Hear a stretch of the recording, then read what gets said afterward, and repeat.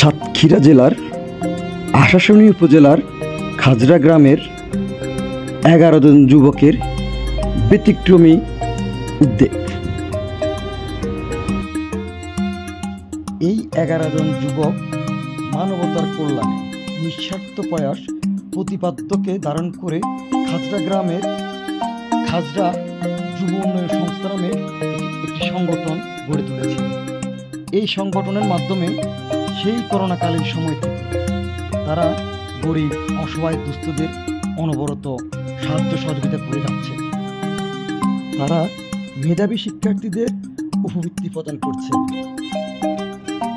পাশাপাশি প্রতিবন্ধীদের হুইলচেয়ারও বিতরণ করছে, শীতার্থদের মাঝে শীতবস্ত্র বিতরণ করছেন। তাদের এইরকম নানান ভিন্ন কিছু কর্মকাণ্ডের কারণে তাদের যে খাজরা উপজেলার মানুষের মনে খুবই আনন্দ। তারা এক কথায় বলে, আমরা গর্বিত আমাদের উপজেলায় এই ধরনের 11 জন ছেলেদের জন্ম হয়েছে। ওদের মতো যদি অন্যরা এগিয়ে আসে আমাদের উপজেলায় গরিব ভোগ থাকবে না। প্রশংসায় বাসছেন 11 জন যুবক।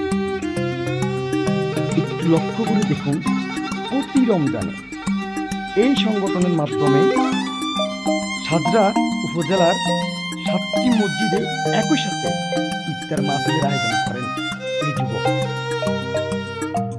চিন্তা করে দেখেছেন তাদের চিন্তা চেতনা কতটা ভিন্ন। তারা ঈদ পুণ্যমিলনের আয়োজন করেছেন কিছুদিন আগে, জানিয়েছেন খাজরা উপজেলা সহ সাতক্ষীরাবাসীকে অভিনন্দন।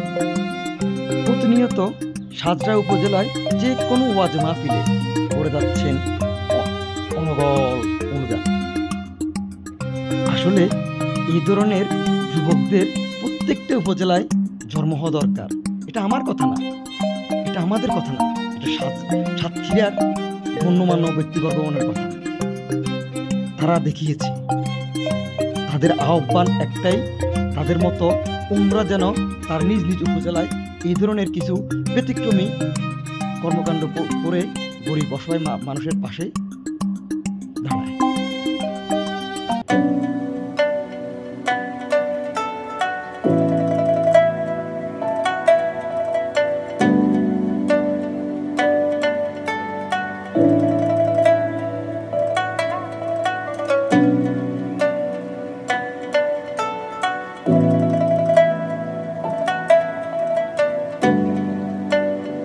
পরিষদ আশাশুনি সাতক্ষীরা।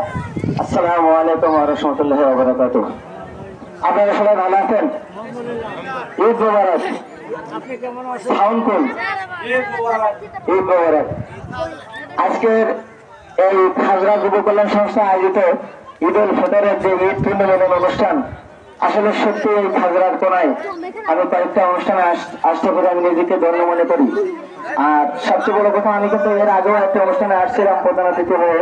আমি বলছিলাম এখানে আসার যে যোগাযোগ ব্যবস্থা খুবই খারাপ, যথাসাধ্য চেষ্টা করব। আমি দ্বিতীয় অনুষ্ঠানে প্রধান অতিথি হয়ে এসেছি। আমি কিন্তু এই ওয়ার্ডে 5-6 লাখ টাকার কাজ দিয়েছি নাকি মনুষ্য আনুমানিক, তো আমার তৈরি হয়েছে। আর এই রাস্তা থেকে কিন্তু 2 লাখ টাকার কাজ অলরেডি কাজ চলতেছে। কোন থেকে কাজ হচ্ছে, ওটা কিন্তু 3 নম্বর ওয়ার্ড থেকে আসতেছে। এই যোগাযোগ ব্যবস্থা ভালো একটা আস্তে আস্তে। আর আমি সত্যি আসলে এখানে যে এই যুব কল্যাণ সংস্থার যে অনুষ্ঠানটা হয়, আমি ফেসবুকে অ্যাড আছি। আসলে প্রশংসা করে আপনাদের আমি ছোট করবো না। আসলে সত্যি মানবিক দিক দিয়ে যেটা করার আপনারা করেন। খাজরায় কিন্তু আরো সংস্থা আছে, কিন্তু এইরকম শক্ত এবং সততা ভাবে, নিশ্চয় ভাবে, নিত্যন্ত ভাবে আপনাদের দায়িত্ব পালন করেন। আমি এতে আপনাদের ধন্যবাদ জানাই। এবং ধন্যবাদ জানাই যারা এই 55 জন এই মানব কল্যাণ সংস্থার এই যুব কল্যাণ খাজরা যুব কল্যাণ সংস্থার যারা আছে, আমি আশা করি আগামী বছরে আপনারা 100 পার হয়ে যান। কারণ 55 জন দিতে যে কষ্ট হবে, অত যদি আর 45 জন যোগ হয় 45 টাকা, তাহলে দিতে আরো সহজ হবে। তাহলে আসেন আমরা সবাই একটু হাত বাড়িয়ে দিই, গরিব অসহায় মাঝে হাতটা একটু বাড়িয়ে দিই, তারাও একটু সুস্থ স্বরূপ আমরা একটু স্বাভাবিকভাবে চলি, শান্তিপূর্ণভাবে চলি। আসলে আমার গলাটা পড়ে গেছে। আর একটা কথা বলি, আপনারা শুনছেন না তো জানি না, এই যে আজকে অনুষ্ঠান করতেছেন, কালকে সকালবেলায় কি হবে সেটাও আমরা বলতে পারি না। অলরেডি গাড়ি নিয়ে আসছি, কাকবসেখান থেকে বাস চলতেছে। আমি 1.5 ঘন্টা পানিতে নেমে কাজ করেছি সকালবেলায়, লাইভেও আছে, ডুব মেরে মারি কাটেছি। আর এই বিশদকোনা থেকে কিন্তু পাট এখনো দেওয়া সম্ভব হয়নি। ওখানে আমাদের আনুলিয়া কুদ্দু বারবার নির্বাচিত কুদ্দু চেয়ারম্যান আছে, উনি আমাদের শ্রদ্ধেয় ভাই, উনি কিন্তু যথেষ্ট চেষ্টা করতেছে। এবং ডিসি মহোদয় আসছিল, আমি কিন্তু 2 মিনিট সময় নিচ্ছি, এটা আপনাদের শুনতে হবে।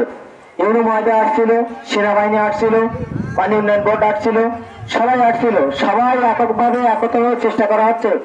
যদি আজকে অথবা কালকে বাদ দিতে না পারি, আপনাদের খাজরাও পানিতে প্লাবিত হয়ে যাবে, কোনো সুযোগ নাই। আমাদের অলরেডি খাজরায় পানি ঢুকছে, আমরা কালকে থেকে এই পর্যন্ত চেষ্টা করি, যথাসাধ্য চেষ্টা করে আসছি। অলরেডি আমার গেঞ্জিতেও কিন্তু কাটা, এই অবস্থায় কিন্তু ওখানে ওখান থেকে আবার এখানে আসছি, চুয়াডাঙ্গায় যাবো। আসলে আপনাদের এই অনুষ্ঠানটা খুব সুন্দর হচ্ছে। আর ভাই সদস্য 55, আমি এই 1 নম্বর ওয়ার্ডে সবার কাছে দাবি করবো যেন এই 25 সালে 100 পার হয়ে যায়। কি পারবো না আমরা? পারবো তো নাকি?